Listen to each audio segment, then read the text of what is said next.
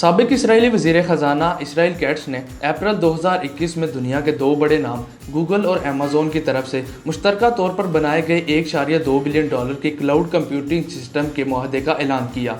वजारत ने अपने ऐलान में कहा कि इस मंसूबे का मकसद हुकूमत, दिफाई इस्टेब्लिशमेंट और दीगर लोगों को क्लाउड का हल फराहम करना है।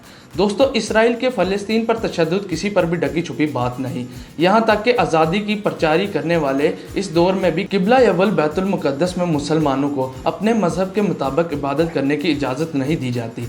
यहाँ तक भी देखने को मिला है कि इबादत करती ख़वातीन को नमाज के दौरान वहाँ से धक्के देकर निकाल दिया गया और वहाँ के लोगों पर लाठीचार्ज हुआ।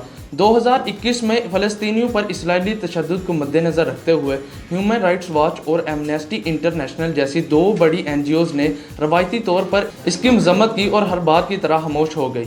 इस सारी सूरत हाल को मद्देनज़र रखते हुए गूगल के इंजीनियर्स को ये फ़िक्र लाक हो गई कि आया उनकी कोशिशें नादानिस्ता तौर पर फ़लस्तीनियों पर जारी इसराइली फ़ौजी कब्ज़े को तक़वियत पहुँचाएगी, क्योंकि इसराइली फ़ौज और सिक्योरिटी सर्विसेज पहले से ही कंप्यूटराइज्ड के जदीद तरीन निज़ाम पर इन्हिसार करती है और अब गूगल की सर्विसेज इस फौजी कब्जे को मज़ीद संगीन बना सकती है। इसराइल ने गूगल के माबैन होने वाले माहदे का नाम निम्बस प्रोजेक्ट रखा है और इस प्रोजेक्ट के पेश नज़र गूगल क्लाउड प्लेटफॉर्म टूल्स का मुकम्मल मजमूआ फराहम कर रहा है और इस बारे में कोई तफसीलात मसूल नहीं हो सकी कि निम्बस प्रोजेक्ट को किस तरह इस्तेमाल में लाया जाएगा।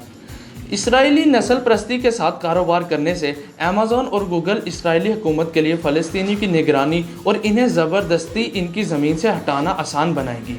ये टेक्नोलॉजी किसी भी ऑब्जेक्ट को पहचानने, उसको ट्रैक करने और इससे जज्बाती तज्जिया जो तस्वीरों, तहरीरों और तकरीरों के जज्बाती मवाद का अंदाज़ा लगाने का दावा करती है।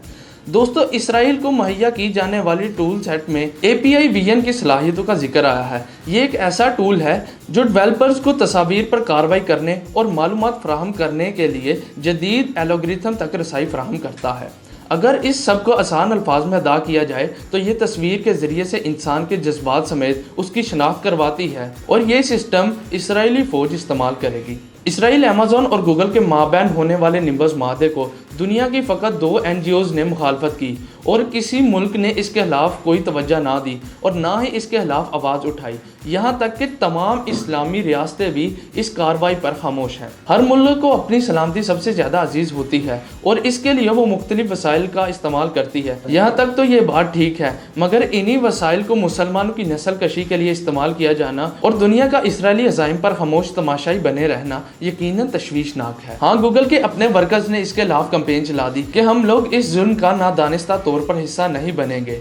इनका मजीद कहना था कि टेक्नोलॉजी का इस्तेमाल इंसानियत की खिदमत के लिए किया जाना चाहिए, ना कि इंसानियत की तबाही के लिए।